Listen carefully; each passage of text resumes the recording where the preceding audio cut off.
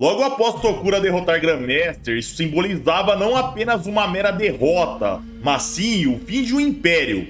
E nas instalações da sede de Hanayama, Tanaka Ken e Mitsuteru se questionavam o que iria acontecer com eles depois daquela guerra. Eles não sabiam sobre a derrota do líder Genou. A polícia estava espalhada pela cidade.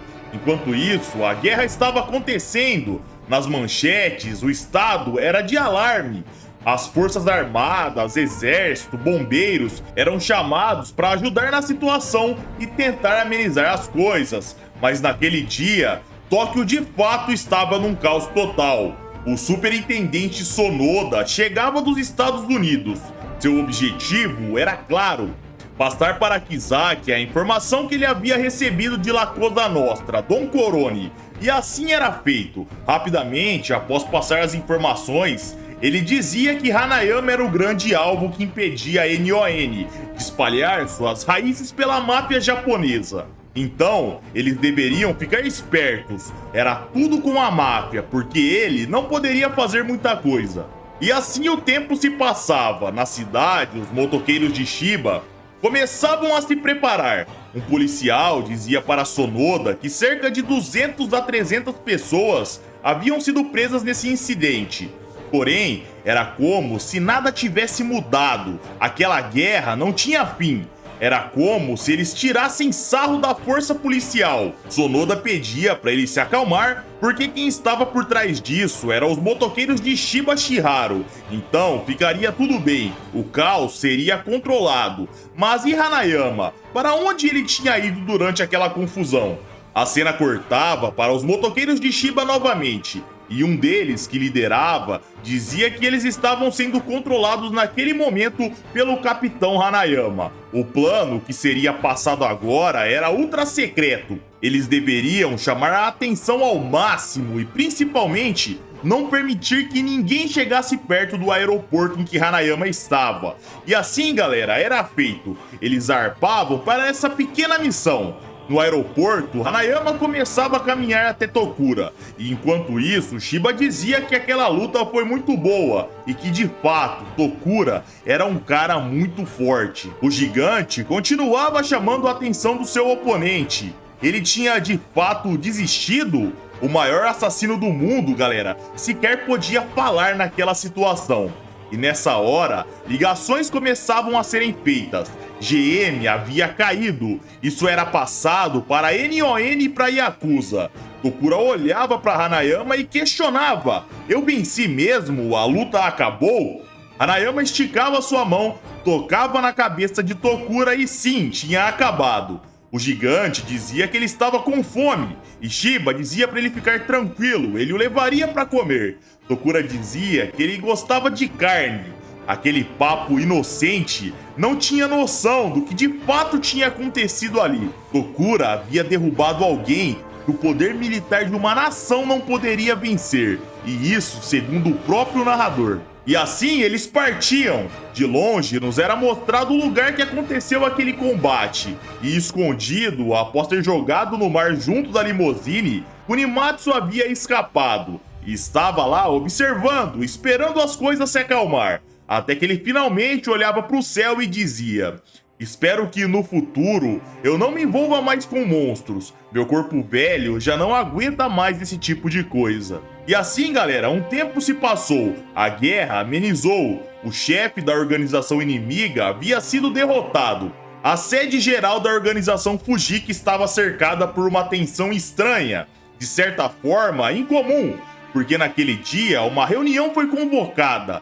57 executivos da máfia foram chamados. Eles haviam planejado uma coisinha, e lá estavam eles, esperando com um presente para Hanayama, mais especificamente, um veículo que seria lhe dado de presente. Porém, antes de tudo, eles queriam que o Yakuza testasse eles. Então, o próximo adversário de Hanayama seria um carro bem robusto, um blindado que veio como presente para o Yakuza mais forte de todos. E começava a ser explicado pra gente, galera. Tal presente foi planejado pelo presidente do clã Kokumon, da terceira geração. O seu nome era Toromasa Nakamura. Ele queria agradar o seu chefe, dar um presente a ele que pudesse protegê-lo.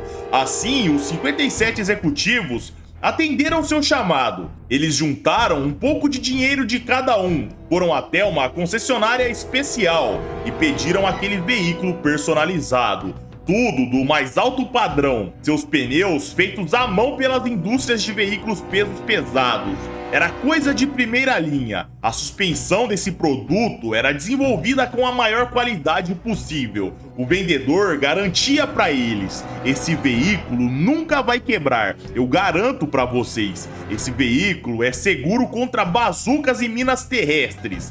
Vocês podem ficar em qualquer zona de conflito sem sequer se preocupar. Isso aqui que vocês vão comprar não é um carro, na verdade, e sim uma fortaleza.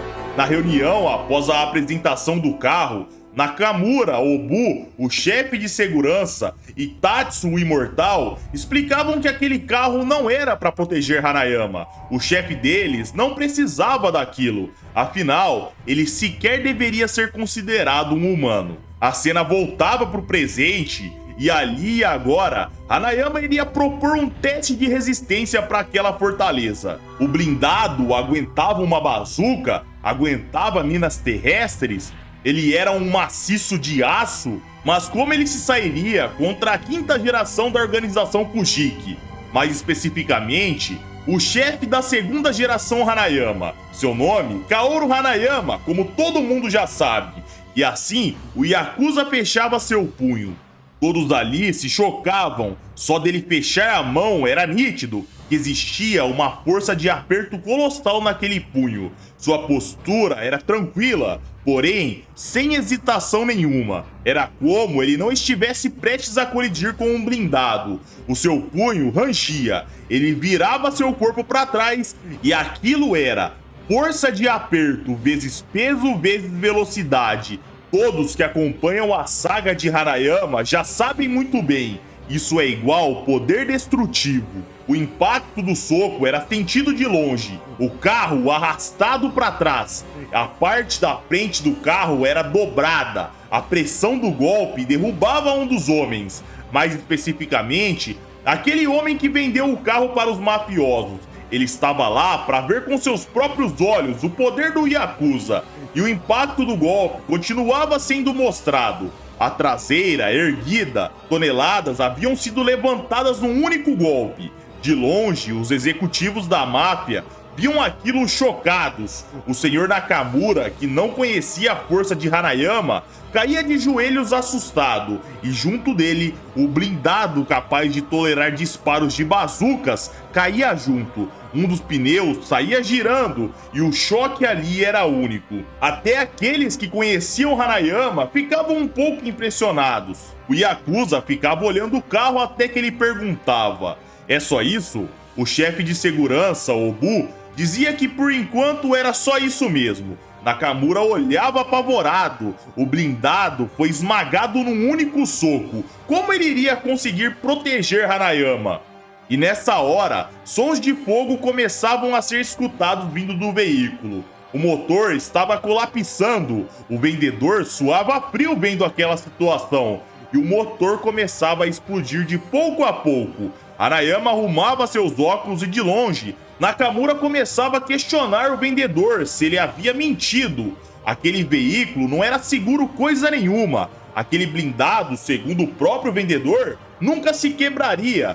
Porém, galera, o vendedor não havia mentido. Era o executivo Nakamura que não sabia os padrões de Hanayama. Ele não sabia que a régua humana não poderia medir os padrões do Yakuza mais forte de todos. E essa, galera, foi mais uma das histórias de Hanayama. Se vocês curtiram, eu conto com seu like e sua inscrição. Tem bastante coisa boa pra chegar aí, então apoiem o canal. Eu já vou indo nessa, galera. Um abraço, fiquem com Deus e tamo junto.